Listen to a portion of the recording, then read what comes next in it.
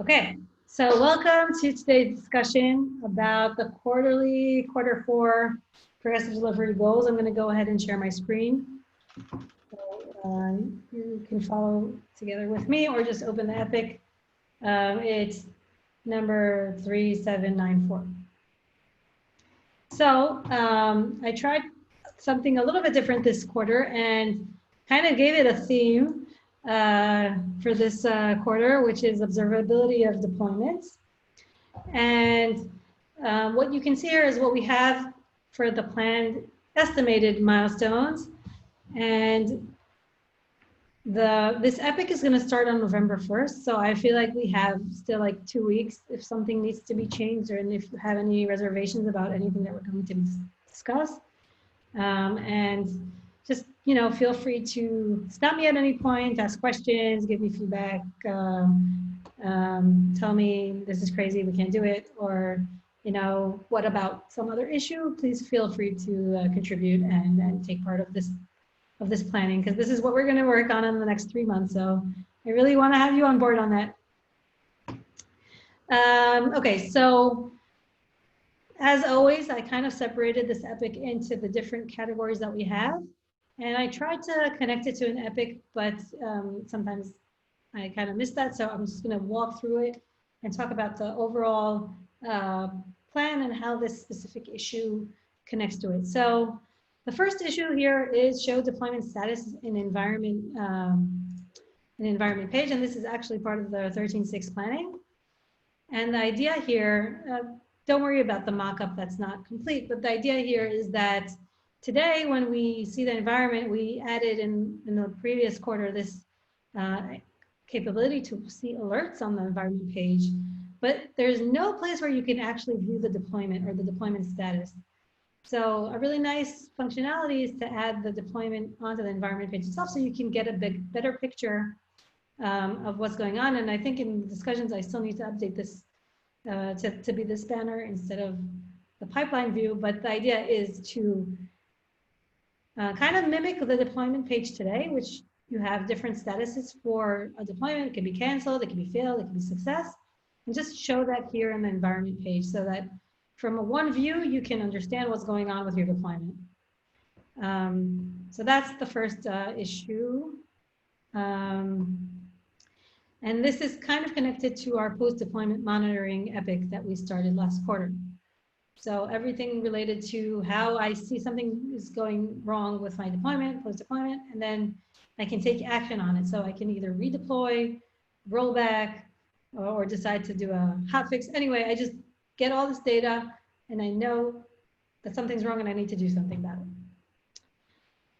Next is something I'm really, really excited about. And our first effort to it is the next two issues. And that's present deployment frequency in CI/CD dashboard and present lead time in MRs in CI/CD dashboard. So I don't know if any of you have viewed our discussion about Dora 4 metrics, but this is the related epic. So I'm going to give you a little bit of a background about the Dora 4 metrics. And again, feel free to ask questions. So whoever is not familiar with Dora 4 is an industry standard today to kind of let you know how you're doing in terms of your DevOps process. So the 4 leading metrics here are deployment frequency, lead time for changes, time to restore service, and change failure rate. All of these metrics are related to the production environment, and we kind of want to measure whenever we're giving real benefits to our users. So deployment frequency, we want to check how many times we're deploying to production a day, a week, whatever. Lead time for changes is how long it takes for our code commit to actually reach production. Time to restore a service is when there's a service impairment or outage or something, how long it takes to bring the service back to normal. And change failure rate is once I detected a big degradation in production, how long does it take it to fix it? So fix it might be rollback, or it might be a hot fix, and so on. So everything here is related to production. And we hear a lot of requests for these specific metrics. People just want to know how they're doing. And they invest a lot of time and money on DevOps and on their processes, and they want to see a constant improvement over time. Etienne, did you want to say something? Yeah, I was just wondering about something that you're sharing. I feel like you're sharing your environment page mockup. I'm following along on. Sorry about that. Thank you, Etienne. Yeah, I was following along on my own page, but yeah, there we go. Yeah, so all I did was click on the issue before and went to the epic that describes Dora 4. Another thing that I'm super excited about Dora 4 is that we're doing this is a huge collaboration between different stages in GitLab. So it started with the manage team, and I'm going to show you what we already have in place and what we're going to build off of. And we're also working very closely together with the release management team on this. Like we're splitting up the metrics to be instrumented. And also the monitor team is involved. So super excited about this collaboration and the benefit that our users are going to see at the end of the day. So I'm going to go back to, not to the mockup, but to the issue that we were looking at. That was just like a kind of a background to it. One more thing I want to say about the epic before drilling down is we kind of looked for an MVC to do here in the Dora 4 metrics.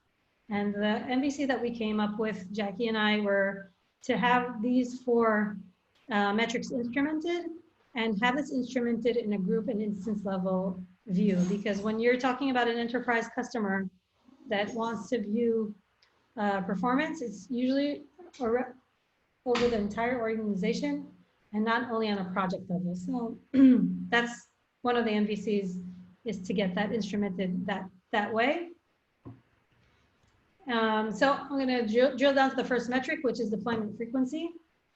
And this is a mockup of what already exists today. I took this out of the product.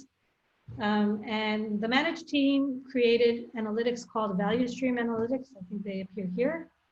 And in the value stream analytics, this is what you see. So you can see for different stages, how many issues were created, how many commits, deploys, and deployment frequency. Now, this is great because we have a beginning of the deployment frequency, but we have 2 problems that we need to fix with this issue. One, the deployment frequency here counts any deployment to any environments, and we need to focus specifically on production. And the second issue is that this is a numerical value, and it's hard to track improvement over time when it's numerical value. Theoretically, we could take a bunch of screenshots and compare them over time, but it doesn't really meet our persona, who is the executive who is interested in this data at the end of the day. So we need to make this into a chart view so that it's easily understood. So in this issue, this is a view from a competitor from Atlassian, what it looks like. But basically, we want to make a chart view that shows deployment frequency for production, for daily periods, in the past week, month, and year. And for, at least for this iteration, it's not going to be configurable. Maybe one day we'll let the users select the dates that they want. But for this iteration, that's what we need. We need to make this in a chart view and make sure that it's related to production. I'm going to pause for any questions. Is the chart view like the first most iterative thing, or is there a step into that that's smaller? That's a good question, Chase, and I welcome it. I'm sure we can come up with something else. A good example would be like how we instrumented feature flags on Periscope. Let me get that up. Sorry. So where's our feature flags? This is the here, feature flag toggles. And we're gonna need to do this whole thing. So give me a minute.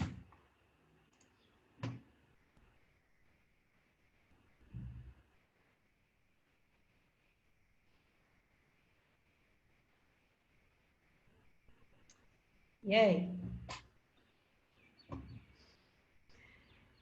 Okay, so I guess we can also show this before we do a chart view. I guess it really depends on the weights that you as the engineering team come up with. If this is lower in weight or charts is the same, I mean, it's definitely a valid discussion.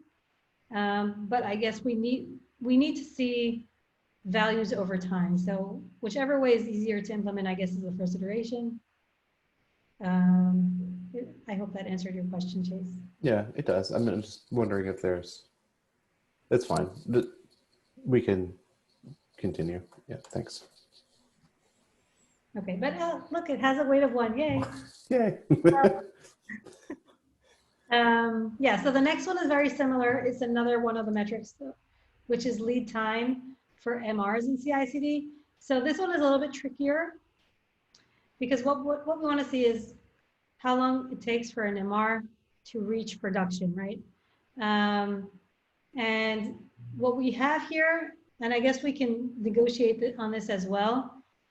Here we have commits that the managed team show on the value stream analytics. I personally think MRs are more interesting than commits, but we could probably do them both. So we can definitely discuss in the issue itself. I'm not sure which one is easier to show, but I think we have the data for both of them. I'm assuming that we know how many merge requests reached productions. And this is very similar. So we want to show number of MRs for the past week, month, and year. Yeah, so I mentioned here we can show the numerical value first if this needs to be broken down, because this one shows commits and not MRs.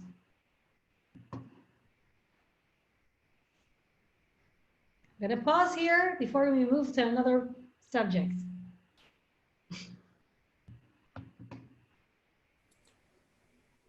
Yeah, I agree with you that I feel like number of MRs more important than commits. Much more. Do those have to be linked up with like releases or something else? No.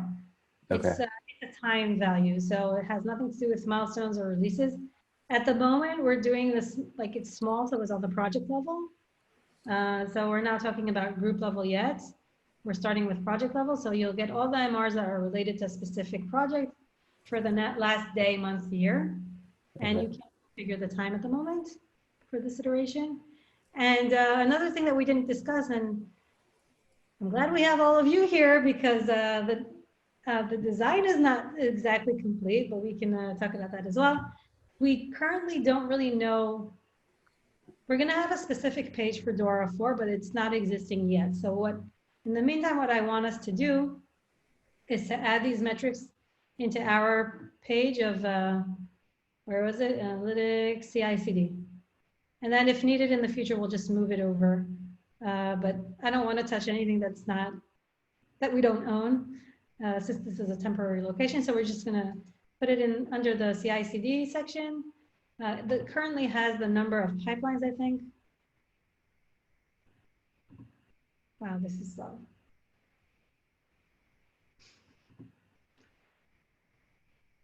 Okay, just trust me. It has the number of pipelines on it. Oh, that's not good. Hooray. I hope that was just a glitch and we can continue with this meeting. Let's see. Oh, okay. Well, just trust me and check on your personal projects. Okay. Last in this category, but in a different subject, it's not part of the Dora 4, is group level resource group. So we added resource groups, I would say early on this year. And the problem with the resource group is similar to the problem that we have for the Dora 4, which is it's a project level lock. And sometimes the deployment, I'm just going to remind people what a resource group is really quickly. So when we're talking about a resource group, this means that I probably have a physical device that I'm deploying to, and there's a problem to deploy to that device simultaneously from different MRs and pipelines that are coming across. So what we did was we added this keyword called resource group that locks the deployment to that specific device. I'm saying device, but it can be anything. That's why we called it a resource. And it doesn't let you deploy to that until you finish your previous deployment. So people actually were really happy with that feature, and they asked for it to also include the group level because they have many projects that are deploying to the same thing, but the lock only works on a project level. So they can't benefit from this use case. So this is opening it up to the group level. Okay. Questions?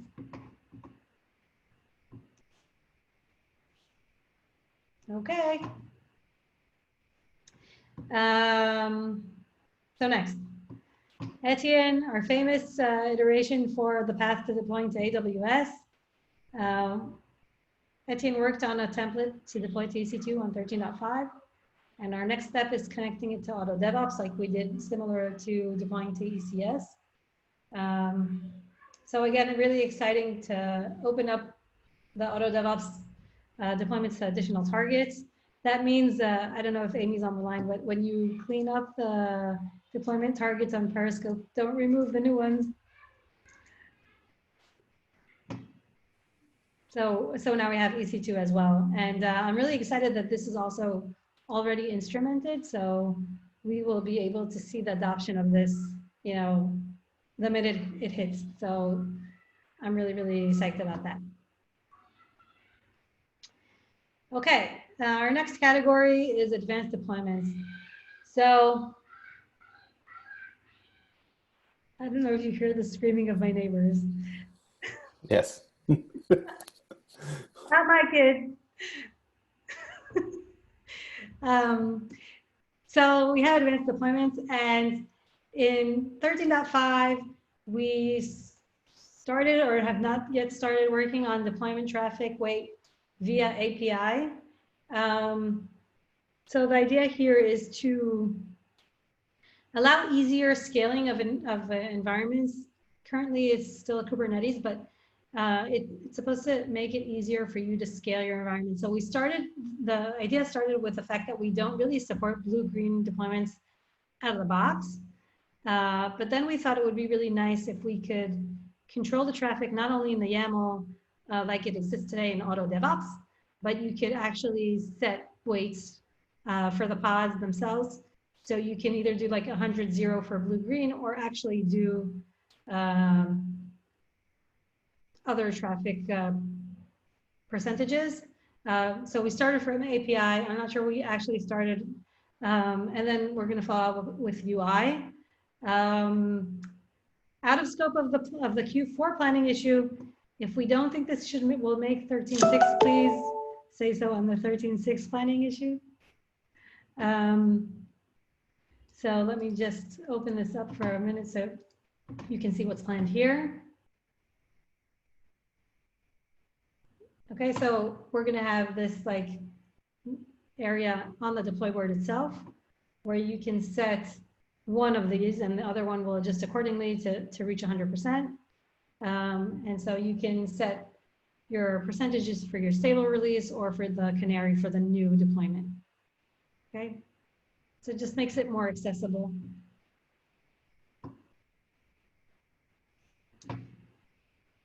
And on the topic of canary,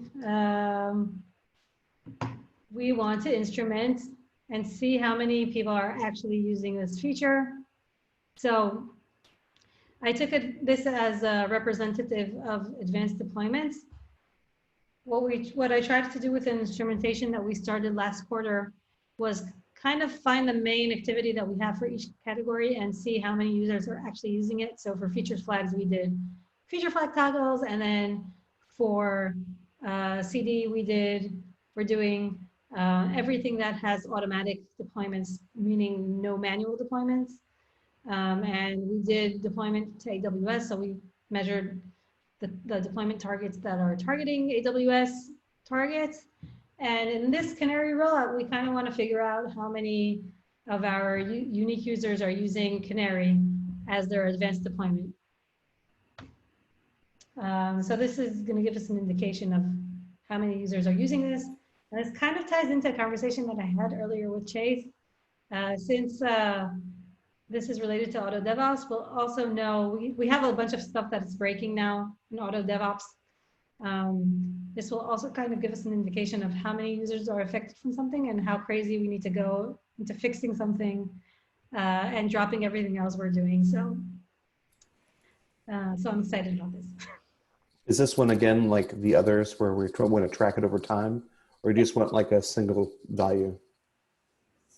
We want to track everything over time. Okay. So everything could probably show a trend somehow. Got it. Okay. Any questions about advanced deployments? Maybe not about advanced deployments, but maybe on the one sort of rewind the tape a little bit to AWS things. I know we had talked about like deploying to S3 as kind of like another future step. Is that going to be for another quarter, or where do you see that as like in that list of AWS deployment rollout things? So there is an issue about S3. It was scheduled for 13.5, so that's it doesn't appear here. Okay. I'll add here at the end, when we reach November, it will add the spillovers from the last quarter. So I assume it was in the previous quarter. The good news is that Etienne has completed like 85% of that already, because he used already push to S3 as part of the EC2 templates. So I think we have at least that Docker in place, and we have the AWS CLI Docker in place. So I think it'll be easier to achieve. But if not, it's not going to be a priority for this quarter. Gotcha. Thanks. Etienne, did you want to ask something? No, just it's as you said, minus there might be a bit of like a split to do on the cloud deploy project side, as I have embedded in the same script everything related to EC2 and S3, right? So there may be some additional work there, but TBD, yeah. Yeah, so even if we decide to pursue that, it's like not one of the main pillars of this quarter. Okay. Etienne, great work. I do want to. Can I ask one question? Person, I saw that I think a few days or a few weeks ago, Sid talked about deploy to production in 5 minutes thing. Yeah. And then he specifically mentioned Terraform and AWS. And like his direction could affect our direction too. Like is there any upcoming issues that relates to his proposal? So it's a good question. I did not change this quarterly goal just after seeing that specific video. What I can tell you is that, and this is not mentioned here, but something that I'm looking into with Kenny, because it also involves with the configure team, is decomposing auto DevOps as we see it today.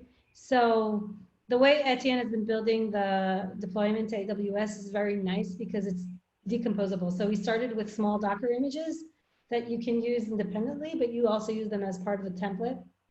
And the auto DevOps, the auto deploy for Kubernetes template is this huge monolith that has a lot of prerequisites that you need to have in place. For example, using Helm. And that's also one of the things that we're seeing now. When Helm updates, we break. So what we want to do in the future is kind of decompose that, let you do whatever you want. You could do Kubernetes with Terraform, you can do Kubernetes with Helm, you can do Terraform, AWS, you can do a mixture of things. But in order to do that, we need to decompose the auto DevOps template as it is today. So that's kind of a preliminary work that we're thinking of doing. So just to add a few details about that, Shinya, I just posted in that in the chat an MR that was merged, and it shows there is a graph that shows that decomposability that Orit was mentioning. So instead of having a review / production stage, we also have like a provision. So you can use, like in this case here, I used CloudFormation, but Terraform could be used instead of CloudFormation in order to provision a stack. And that is done independently of any deployment tasks or jobs. So that's kind of what we're thinking about, and I'm not sure exactly yet which team is going to help work on that, but the idea is that you can basically be independent of anything and you can pull in whatever you want. So maximum flexibility. And that way you get exactly what Sid was talking about, which is Terraform ideal for you guys. Yeah, so the decomposing part is not clear to me, but like in my understanding, Terraform is the most how should I say that? Like Terraform controls everything. Like Terraform controls GCP, AWS, DigitalOcean, whatever cloud. It can also control the bare metal machines, right? So like when I heard AWS with Terraform, like always Terraform comes at first and then it controls AWS. So like I was wondering how it's architected or how it's built in GitLab. Thanks for showing these things. Okay. So moving forward, in review apps, so we've been talking about this for quite a while. I think this is one of the first issues that I've been working on since we've been here. Slowly, we're adding a bunch of more functionality around this, but there's a problem when we have many review app environments that actually don't have any deployments to them, and we want to get rid of them. So looking for the parent, here's the parent that this was broken off from.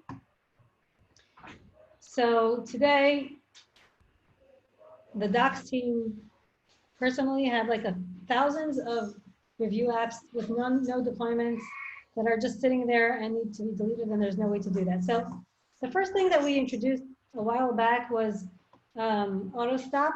I think that was in 12.8. We introduced the auto stop keyword, and that meant that when you have a deployment to some environment, it will auto stop in whatever time you define. But that still didn't solve the problem for environments that had no deployment. So Shinya opened this issue a few months ago to kind of, I wouldn't say complete, but more complete the solution by adding this keyword of a stop in also to the creation of the environment. So when an environment is created, there's a timer that will that checks when it needs to be torn down. If there's a deployment in between, then the counter gets reset, and whatever the date is, it just stops at the end of the day. So you don't need to manually go and delete them after the fact. This will do it for you. Questions? Cool. And this one, I'm actually going to open this up for discussion because I'm in the dilemma whether to leave it or not. So when I added this issue, it seemed to be prudent that we create this new protected strategy concept, and we talked about this quite a lot in our feature flag weekly meetings. And the idea is that sometimes you want to create strategies, but you want to make sure that it does not affect production. It's on every other environment, but not production, and things like that. So we need to create a way to create a protected environment, or we talked about maybe splitting the strategies up into non-protected environments and protected environments where you can do different actions based on your permissions. And I'm kind of in a dilemma about pursuing this for two reasons. One, because the design is not ready, but two, we kind of, in the last few weeks, talked about maybe investing the time in performance and working on other feature flag related issues that are not necessarily new strategies and such. So I kind of wanted to open this up to discussion and hear what you think about it.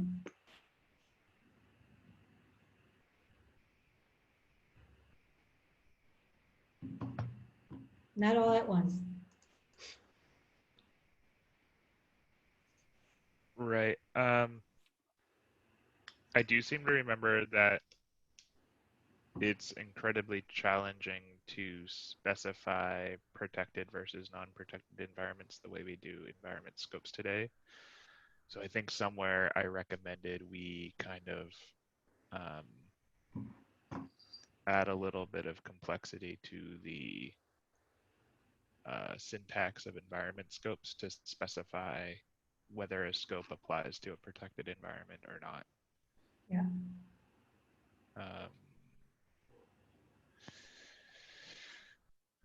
I think that was in it was in an issue surrounding the change in how we do environment scopes, generally speaking. I'll find it and add it to this issue, I guess. Okay, so this one is something that comes up almost with every customer conversation that I have, or specifically to the enterprises. This is super crucial. And the thing is that they have like specific people that are allowed to deploy to production, and they have developers. And developers should be able to, view their feature flags on any environment, but they don't want them to touch production. So having that split would kind of solve that problem. Yeah. So that's a little bit of. I definitely agree. It's a good idea. We just need to think about how we want to do that.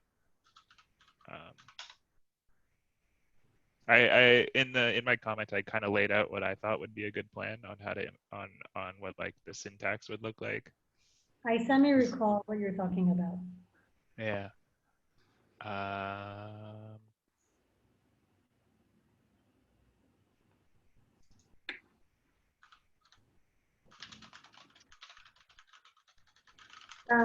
What I do want to ask the team here, in terms of the plan for Q4, do you think we can pursue this in addition to all our efforts that we're doing in terms of the architecture and performance? Or do we think we need to do one before the other? I would love to hear your opinions.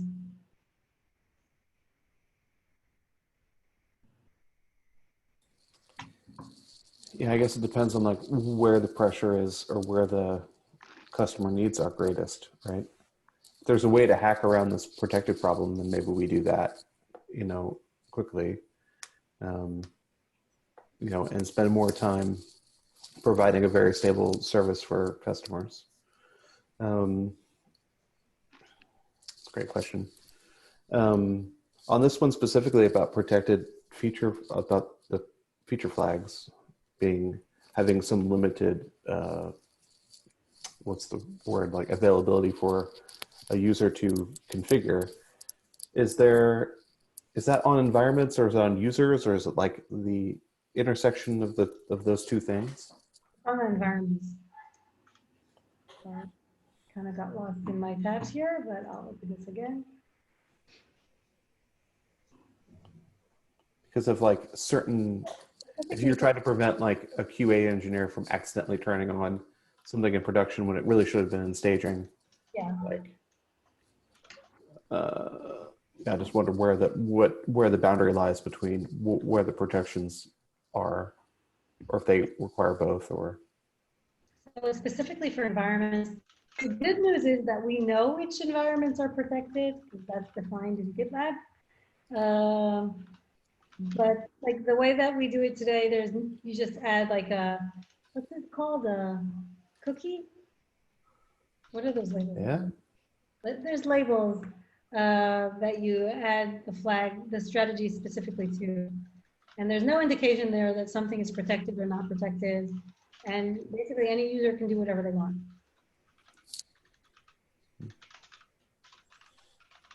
Okay.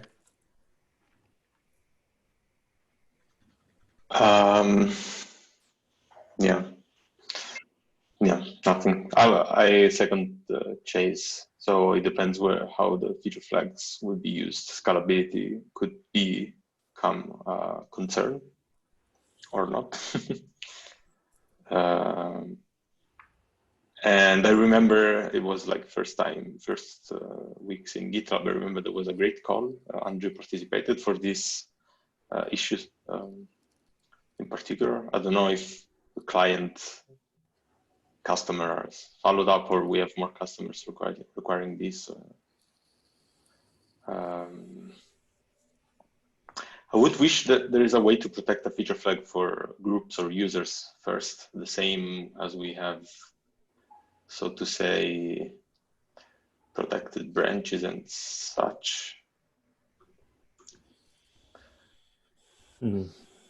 But then it doesn't. Then it would apply across all the environments, of course, at first, right? So it doesn't address the environment-specific concern. Yeah. I also think with something like this, we should really look at finally implementing at least a very simple basic permissions model as well. Mostly because it's kind of like I'm starting to view the permissions issue that's been hanging around for a while as like a foundational building block for a lot of these other more advanced DCL type issues. Yeah. Interesting. There was this rough idea about using something similar to code owners, right?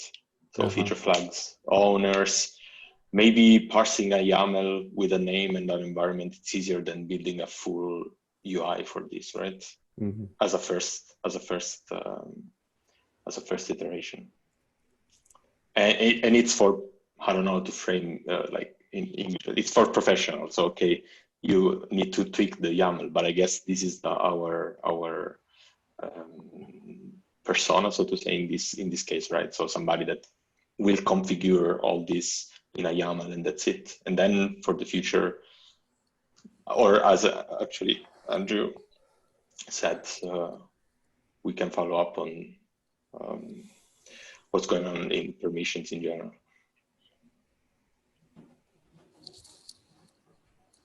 I don't know.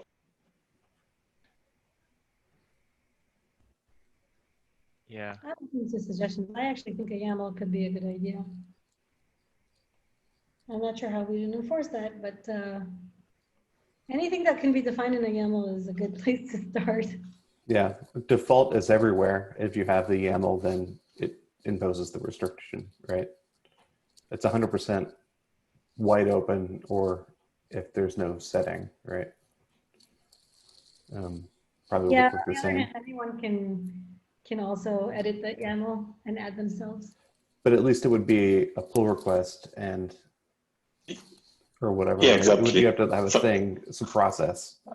Yeah. I think this helps. I think this helps with I don't know how to say in English, but like it's a built-in log system also, right? So you know who changed you will know who changed the YAML. Not as a blame as a blame device. Just to say, okay, somebody merged that change, and there must be a reason for that, so you can reach out to the person. I'm not sure with UI if GitLab already works like this. If we make the UI and then we change the permissions via UI, we also need to log who did that and so on and so forth, right? So it's, I don't know. Right. It's a fair concern that everybody can commit. It's true that everybody can commit to the YAML, but still it has to pass a merge request gate, at least usually. Yeah. And it feels a little bit more like we're building tools around a workflow than the other way around, right? Yeah. Which is best, I think.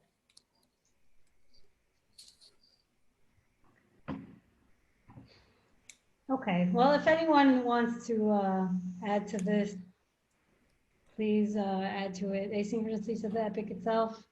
I feel like this one is kind of like hanging there and not exactly, the feature flag plan at the moment is not exactly sure due to all our conversations from the past few weeks. So I feel like we need to do one substantial feature flag thing in this milestone. So it may be this protected feature flag one, which I think will go a really long way, or it may be all the scalability issues that we're talking about. Because sooner or later, we're going to need to deal with that as well.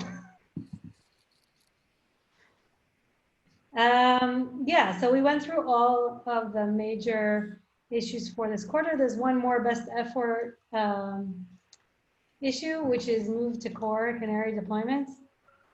So in the beginning of the year, our leadership decided to open source the majority of our features, which included feature flags, which we have just completed, Canary and deploy boards. And I asked for help with Canary and deploy boards from other teams. And I'm still crossing my fingers for deploy boards, but Canary kind of came back to us. So I'm not going to commit to it, but if we have time, I would love for us to do this, as we have made a commitment to customers that we will do this.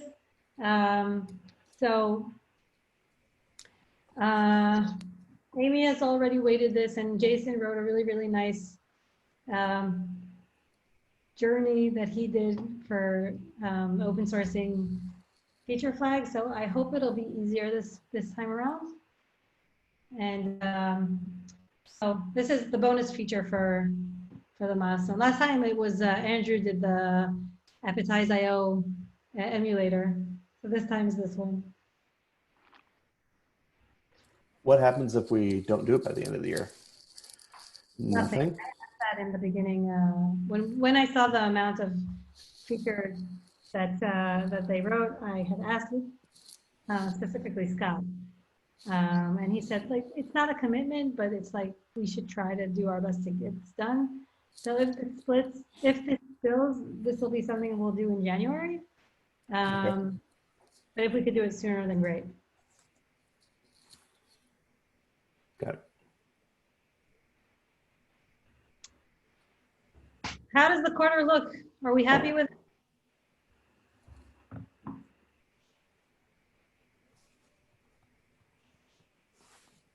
Some interesting stuff in there. And not just a lot of heavy-ended back-end YAML processing either. So hopefully it's a decent split between, significant UI lifts and back-end things. What do y'all think? I like that we are putting some love on environments UI. There are several small stuff that hopefully will make it even better. So this is great. And also will oblige me to use the deploy board on local, which is very hard, but good.